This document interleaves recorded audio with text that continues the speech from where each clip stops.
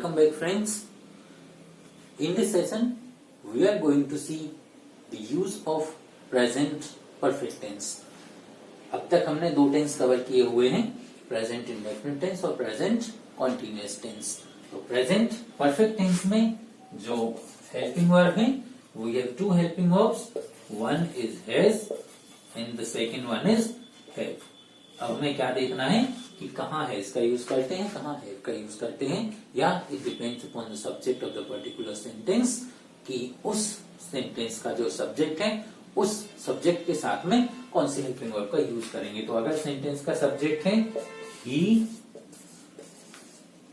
She, it, और या फिर सिंगुलर नाउन, या फिर मतलब नेम हो किसी का, एक नाम हो. फिर हैव का यूज कहां किया जाता है? आई, वी, यू, दे, या फिर कोई प्लूरल नाउन हो. तो ऐसी कंडीशन में या ऐसे सब्जेक्ट हो अगर सेंटेंस के, तो उनके साथ में किसका यूज किया जाता है? हैव का. परफेक्ट टेंस है तो इसमें वर्ब कौन सी यूज की जाती है? वर्ब की थर्ड फॉर्म. अब ऐसी वो कौन कौन सी कंडीशंस हैं या सेंटेंस में वो शब्द कौन कौन से हैं जिसके टाइम पे हम ये देखेंगे कि अगर सेंटेंस वो शब्द दिया गया है, then in that condition only and only present perfect tense will be used. तो अगर सेंटेंस में वर्ड दिया गया हो, पहला चीज, अगर ऑलरेडी हो, रिसेंटली हो, या फिर येट हो, लेटली हो, तब इन कंडीशंस में हम प्रेजेंट परफेक्ट टेंस का यूज करेंगे. और भी कुछ शब्द होते हैं जैसे कि ये बॉक्स में दिए गए हैं.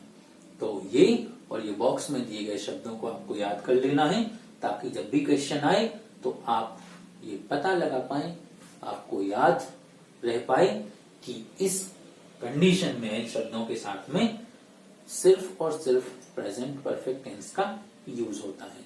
अब जैसे मान लीजिए सेंटेंस लिखा हुआ है कि ट्रू फॉल्स पूछा गया आपसे एग्जाम में, he is not completing the work yet. ठीक है. अब देखिए, आपने दो टेंस पढ़े हुए, तीन पढ़े हुए हैं कि प्रेजेंट इंडेफिनिट, कॉन्टिन्यूअस और परफेक्ट. तो he is not completing the work yet. ठीक. अब आपको बताना है कि ये सेंटेंस सही है कि गलत है. तो अगर आप सब्जेक्ट वर्ब एग्रीमेंट देखेंगे तो ही और ही के साथ में इसका यूज, इसके साथ में आईएनजी वाली फॉर्म का यूज, तो यहां तक जाएंगे तो सेंटेंस सही है. पर जैसे ही आपने वर्ड देखा येट, तो येट एक ऐसा शब्द है जिसके साथ में आप प्रेजेंट कॉन्टिन्यूअस का यूज नहीं करते हैं, बल्कि प्रेजेंट परफेक्ट टेंस का यूज करते हैं. तो ये सेंटेंस माय फ्रेंड्स गलत है, सही नहीं है. सही कब होगा? जब ये इज हटाएंगे और ही के अकॉर्डिंग ये ही है तो हैज का यूज होगा, और फिर अब हैज है तो फिर वर्ब में क्या आएगी? थर्ड फॉर्म का यूज किया जाएगा. तो सेंटेंस कब सही होगा? He has not completed the work yet. ठीक है. मान लीजिए एक और सेंटेंस लिखा हुआ हो, we have joined the classes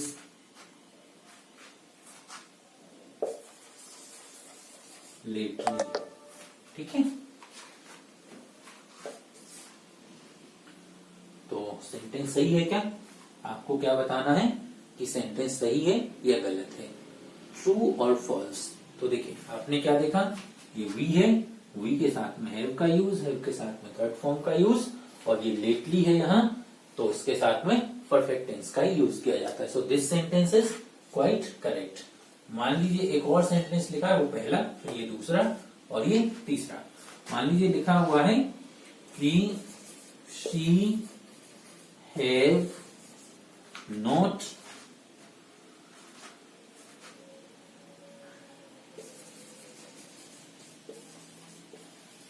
completed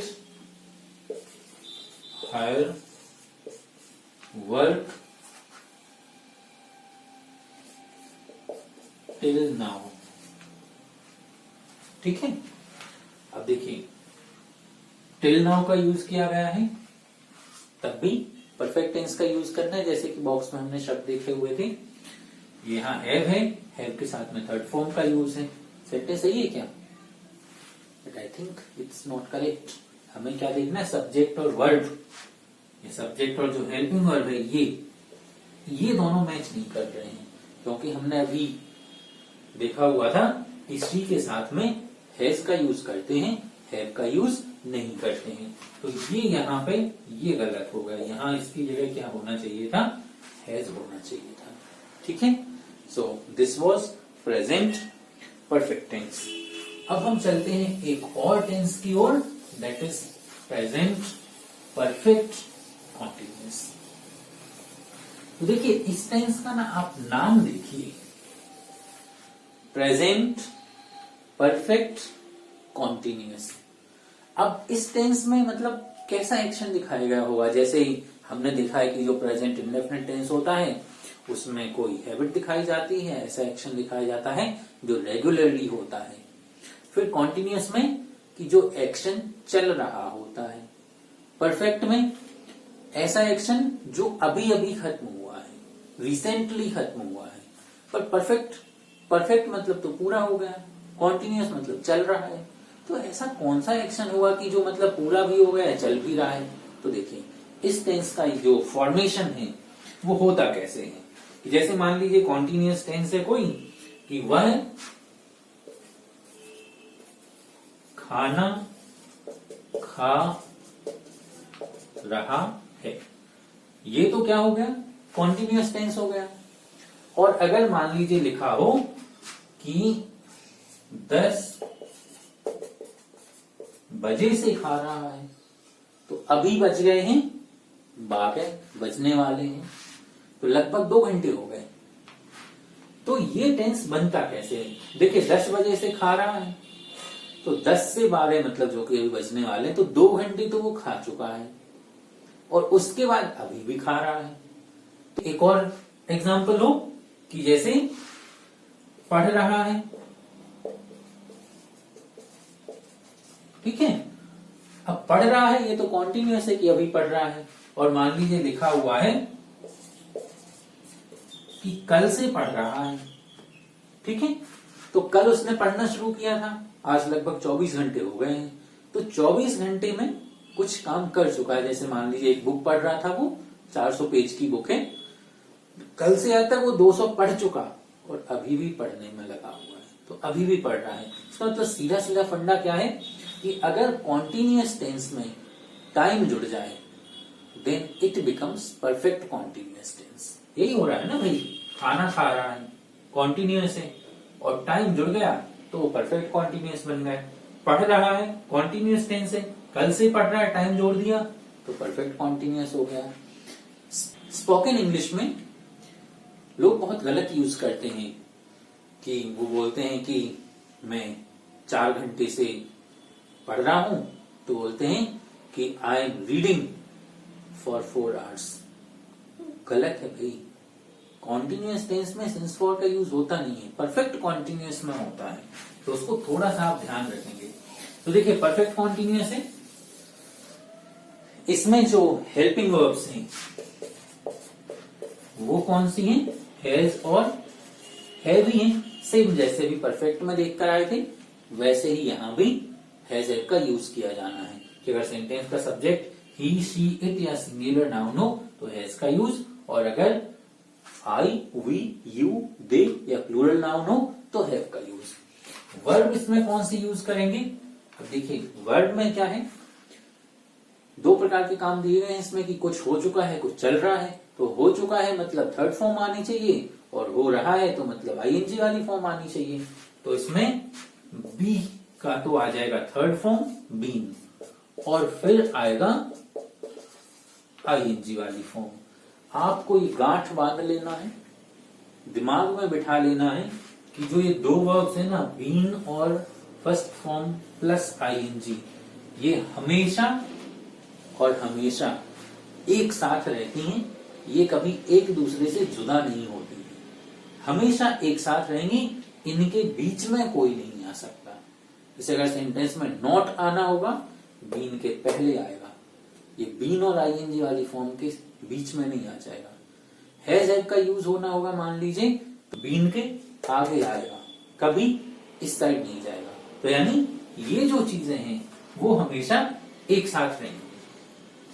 अब इस टेंस में क्या है, जो ये से का सेंस आ रहा है ना, कि 4 बजे से खा रहा है, 4 घंटे से खा रहा है, तो इसके लिए क्या यूज होता है, सिंस या फॉर। ठीक है, प्रीपोजिशंस हैं, तो ये हमें अच्छे से सीख लेना है कि कहां सिंस का यूज करते हैं और कहां फॉर का यूज करते हैं।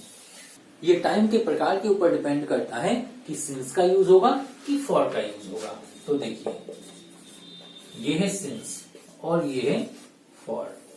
ठीक है, बेसिक चीज आपको क्या याद रखना है कि जो फॉर का यूज है वो तो होता है पीरियड ऑफ टाइम के साथ में, और जो सिंस का यूज है वो होता है पॉइंट ऑफ टाइम के साथ में। देखिए, आपने अभी तक हो सकता है ऐसा पढ़ा हो कि जो निश्चित टाइम हो उसके साथ सिंस का यूज, और जो अनिश्चित टाइम हो उसके साथ फॉर का यूज। पर मुझे ना उसमें बहुत कंफ्यूजन होता है कि जैसे मैं आपसे बोल रहा हूं कि मैं 4 बजे से पढ़ रहा हूं, तो अब बताएं आप किसका यूज होगा। हो सकता है आप बोलें कि सिंस का यूज होता है, पर हाँ होता तो है, लेकिन मेरा क्वेश्चन है कि कौन से 4 बजे से पढ़ रहे हो, 4 बजे की सुबह से कि 4 बजे के शाम से। तो भाई निश्चित तो नहीं है ना, अनिश्चित है वो। तो वो निश्चित और अनिश्चित का कॉन्सेप्ट आप थोड़ा साइड में रख दें, आप ये चीज देखें, पीरियड ऑफ टाइम हो तो फॉर का यूज, पॉइंट ऑफ टाइम हो तो सिंस का यूज। अब ये पीरियड और पॉइंट है क्या, देखिए पीरियड क्या है, जैसे हम पढ़ते हैं कि जो हमारी क्लास है, जो उसका जो ड्यूरेशन है 40 मिनट का पीरियड है या 1 घंटे का, तो पीरियड मतलब कि उसका एक इनिशियल पॉइंट होगा और एक एंड पॉइंट होगा, है ना। एक जगह से टाइम शुरू होगा और दूसरी जगह खत्म होगा। जैसे 4 घंटे, तो ये पूरी घड़ी है मान लीजिए, और घड़ी में मान लीजिए 12 बजे से शुरू हुआ तो ये 4 बजे तक चलेंगे 4 घंटे। तो एक जगह से शुरू हो रहा है, दूसरी जगह खत्म हो रहा है। 4 दिन, तो जो कैलेंडर है उसमें मान लीजिए मंडे से शुरू हुआ तो अगले 4 दिन तक चलता रहेगा। तो यानी जो उसका शुरू और खत्म होने का जो पॉइंट है या जो टाइम है वो अलग अलग होगा, दोनों में डिफरेंस होगा। तो ये होता है पीरियड ऑफ टाइम। तो एक चीज तो यह है कि पीरियड ऑफ टाइम के साथ में यूज करते हैं। पीरियड समझ में आ गया। अब पॉइंट ऑफ टाइम क्या है, मैं बोल रहा हूं 4 बजे से पढ़ रहा है, तो ये जो घड़ी है ना पूरी, इसमें फिक्स पॉइंट है, सिर्फ और सिर्फ एक पॉइंट जहां 4 बज सकते हैं। बाकी अगर उस पॉइंट से, मान लीजिए जैसे यहां है ये 4, सिर्फ इस पॉइंट पे ही 4 बजेंगे पूरी घड़ी में 360 डिग्री में। अगर सुई थोड़ी सी भी या तो इधर हुई या उधर हुई तो 4 नहीं बजेंगे, कुछ और बजेगा। तो इसका मतलब पूरी घड़ी में फिक्स है पॉइंट। तो इस तरीके से ये पीरियड ऑफ टाइम और पॉइंट ऑफ टाइम। और क्या देखना है कि अगर कोई ऐसा टाइम दिया गया है जिसके साथ में कोई नंबर यूज किया गया हो या न्यूमरल यूज किया गया हो और फिर दिया गया हो टाइम। टाइम मतलब क्या हो सकता है, मिनट हो सकता है, डे हो सकता है, डेज हो सकता है, मंथ हो सकता है, ईयर हो सकता है। तो जैसे न्यूमरल मतलब कोई एक संख्या दी हुई होगी, 4 दिन, 4 घंटे, 4 मिनट, 10 सेकेंड, 10 महीने, 12 साल, 12 सदियां, तो इस तरीके से न्यूमरल और फिर टाइम दिया गया हो। 1 डे तो 1 और डे, ठीक है। तो इस प्रकार के टाइम के साथ में किसका यूज किया जाता है? फॉर का यूज किया जाता है। सिंस का यूज कहां किया जाता है? कि अगर किसी टाइम का नाम दिया गया हो, तो जैसे name of day, month, year, ठीक है, या फिर कोई हॉलीडे हो या कोई फेस्टिवल का नाम हो, तब फिर इनके साथ में किसका यूज करते हैं? सिंस का यूज करते हैं। जैसे रिपब्लिक डे, मंडे, जनवरी 1996, तो इस तरीके के टाइम के साथ में किसका यूज किया जाता है? सिंस का यूज किया जाता है। और सिंस का यूज कहां किया जाता है? किसी सीजन का नाम हो, स्प्रिंग, समर, विंटर, रेनी, तो ऐसे टाइम के साथ में सिंस का यूज किया जाता है। अब देखिए हमने यहां क्या पढ़ा हुआ है, अब थोड़ा कॉम्प्लिकेटेड चीज है जो कि आप याद रखेंगे, ठीक है। इनको मिटा देता हूं, आगे आप लिखिएगा।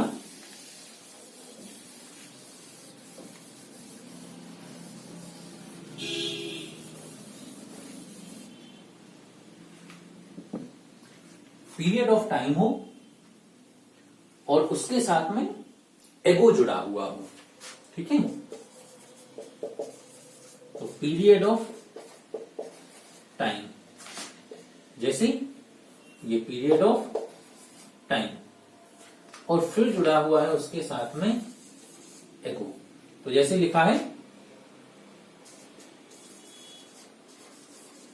5 डेज, तो वही 5 दिन एक जगह से शुरू होंगे दूसरी जगह खत्म होंगे, एगो, ठीक है। अब वैसे तो ये पीरियड ऑफ टाइम है, तो इसके साथ में फॉर का यूज होना चाहिए था, लेकिन ये ना एक एक्सेप्शन है कि अगर पीरियड ऑफ टाइम हो और साथ में एगो जुड़ा हो, तो ऐसे केस में सिंस का यूज होता है, ठीक है। याद रख लेना है आपको इसको।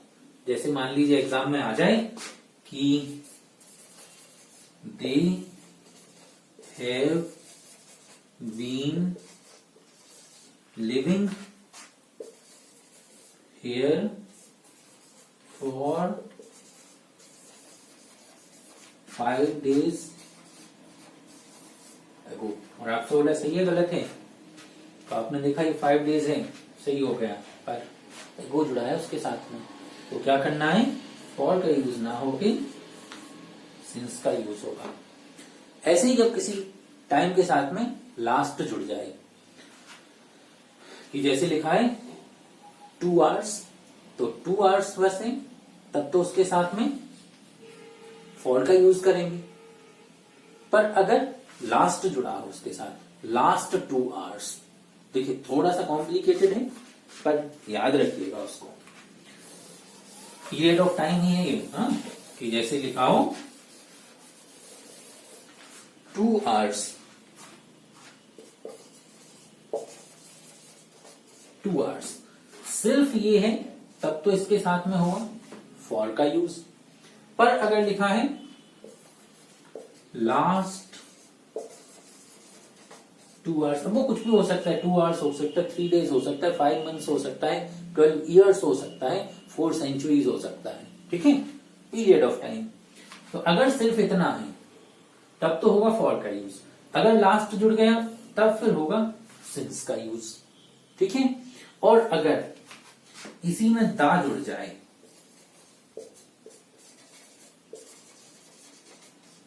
ठीक है, तब फिर अगेन ये फॉर का यूज होगा इसमें। तो देखिए ये 3 प्रकार से बन सकता है पीरियड ऑफ टाइम।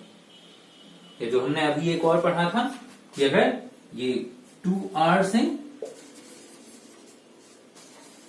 और एगो जुड़ जाए तो भी फिर किसका यूज होगा? सिंस का यूज होगा।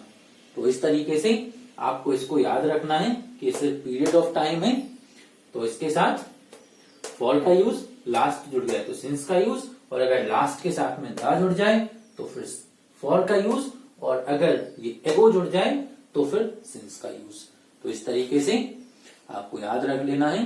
तो this is present perfect and present perfect continuous tense. आगे की क्लास में हम देखेंगे पास्ट इंडेफिनिट टेंस।